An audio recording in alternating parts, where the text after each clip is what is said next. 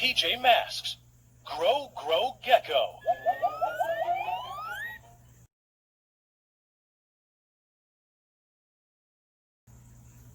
Greg cleans his room before tomorrow's big parade. Come in, Greg, a voice chirps from Greg's walkie-talkie. It's Connor. He and Amaya are going to watch for villains who might ruin the parade. I'll tidy up this mess later, Greg says. The PJ Masks are on their way. The PJ Masks zoom to HQ. It's a mess, and Romeo's gadgets are everywhere. On the furniture, on the floor, even in the water. You were supposed to put these away, Owlette scolds Gecko. Romeo's small sizer should make this cleanup easier. As Gecko shrinks his messes, he flips a switch on the small sizer. Zap!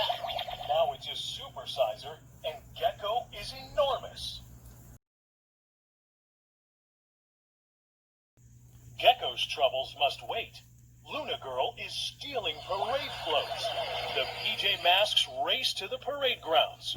We're here to stop you, Gecko cries, firing the supersizer. Oh no! Gecko supersized Luna Girl's moth. Zap! Now there's an even bigger mess. It's raining giant soda cans. Luna Girl steals the supersizer and zap! Shrinks Gecko back to normal size. Now I can have all the floats, she taunts. All I need are more giant moths. Owlette distracts Luna Girl so Gecko can retrieve the supersizer. But Luna Girl and her giant moths are fluttering away with the parade floats. Catboy fires the supersizer, shrinking the moths into pint-sized pests. But Luna Girl won't give up. She uses her Luna magnet to steal one last parade float. PJ Masks, get in formation. Luna Girl flees, and the parade is saved. Time to put the supersizer away, Gecko says, and clean up my other messes.